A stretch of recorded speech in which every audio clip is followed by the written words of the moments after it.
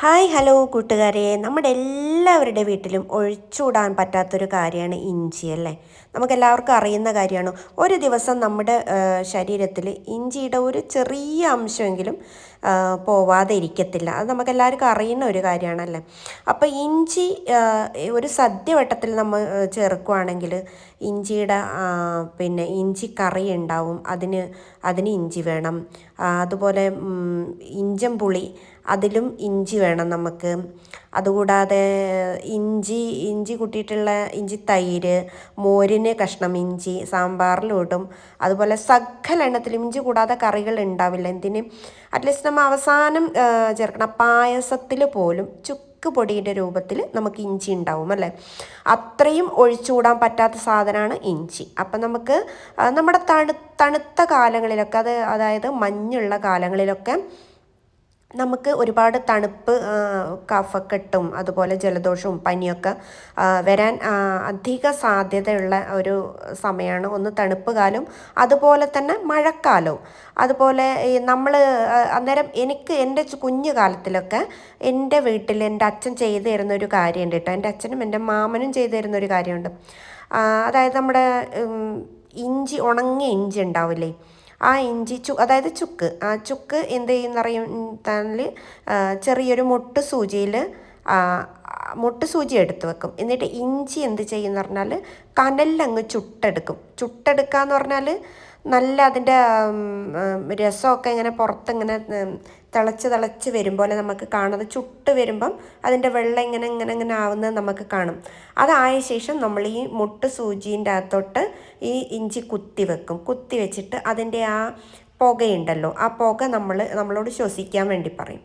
ആ പുക ശ്വസിച്ച് കഴിഞ്ഞാൽ എത്രയും പെട്ടെന്ന് കഫക്കെട്ട്, അതുപോലെ ജലദോഷം അതൊക്കെ മാറിക്കിട്ടും.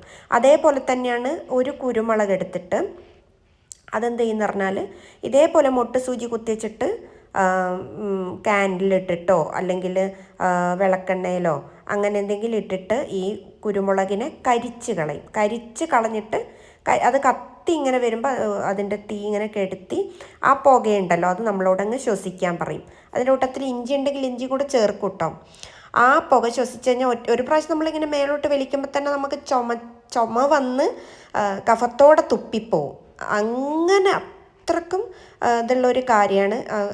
പിന്നെ കഫം പോവാനും ഉള്ളൊക്കെ ഒരു കാര്യമാണ് ഇഞ്ചി ആയാലും കുരുമുളക് ഞാൻ പറഞ്ഞു എന്നുള്ളൂ കേട്ടോ.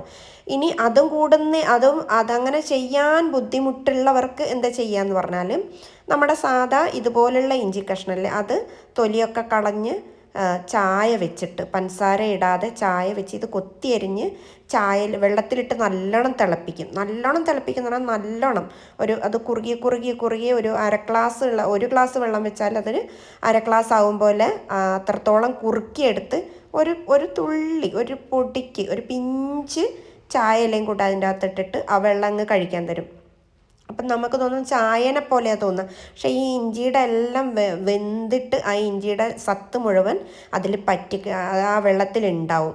അപ്പം അതുപോലെ ഒരു 3 or 4 അപ്പോൾ കൂടിപ്പോയാൽ ഒരു 5 പ്രാവശ്യമൊക്കെ അത് കഴിക്കണ സമയത്ത് തന്നെ നമ്മുടെ കഫമൊക്കെ ഇറങ്ങിപ്പോവാനും അതുപോലെ മൂക്ക് ഇങ്ങനെ അടഞ്ഞു കിടക്കല്ലേ ജലദോഷമൊക്കെ വന്നിട്ട് അത് മൂക്കങ്ങ് തുറന്നു വരാനും ഒക്കെ വളരെയധികം സഹായമാണ്. അത് കുട്ടികൾക്ക് ഇച്ചിരി ചെറുപ്പത്തിൽ തന്നെ അത് ശീലമാക്കി കൊടുത്തു കഴിഞ്ഞാൽ നമുക്കങ്ങനെ അധികം തണുപ്പ് വരുന്നത് ഇല്ലാണ്ടാക്കാൻ സാധിക്കും. അപ്പോൾ എൻ്റെ ചെറുപ്പകാലത്തിലൊക്കെ എനിക്ക് ഡോക്ടറെ അടുത്ത് കൊണ്ടുപോയി എത്ര മരുന്ന് കഴിച്ചാലും ഒരാഴ്ചയും 2 ആഴ്ച വരെയൊക്കെ ജലദോഷം നിൽക്കുന്ന ഒരാളാണ് ഞാൻ. എന്ത് മരുന്ന് കഴിച്ചാലും ജലദോഷമൊന്നും പോവുകയല്ല. അപ്പോൾ ഇങ്ങനെ ചെയ്ത് കഴിയുമ്പോൾ ഒരു 2 ദിവസത്തിൻ്റെ അകത്ത് തന്നെ നമുക്ക് കഫം ഇറങ്ങിപ്പോയിട്ട് പനിയൊക്കെ മാറി കഫമൊക്കെ ഇറങ്ങിപ്പോയി നല്ലൊരു ഇതിലോട്ട് തന്നെ നമ്മൾ തിരിച്ചു വരും. അത്രക്കും മരുന്നിൻ്റെ അംശമുള്ളതാണ് ഇഞ്ചി. നമുക്ക് ഒട്ടും ഒഴിച്ചുകൂടാൻ പറ്റാത്തൊരു കാര്യമാണ്. കുട്ടികൾ നേരത്തെ പറഞ്ഞ് അതിൻ്റെ കാര്യങ്ങൾ പറഞ്ഞ് മനസ്സിലാക്കി ഇതുപോലെ ചെയ്തു കൊടുത്തു കഴിഞ്ഞാൽ ചെറുപ്പത്തിലേ ഉള്ളൊരു ശീലമായ വലുതായാലും അത് കഴിക്കുന്നതിനൊരു ബുദ്ധിമുട്ടുണ്ടാവില്ല. ചതച്ചിടുന്നില്ലെങ്കിൽ സാരമില്ല, കൊത്തിയരിഞ്ഞിട്ടാലും നല്ല വേവ് വരുന്ന പോലെ കൊത്തിയരിഞ്ഞിട്ടാലും ഏറ്റവും നല്ലതാണ്. അപ്പോൾ കുട്ടികളുള്ള വീട്ടിൽ ഇങ്ങനെ ഒന്ന് ശ്രദ്ധിച്ച് നോക്കൂ കേട്ടോ. അത്രയേ ഉള്ളൂ. ബൈ.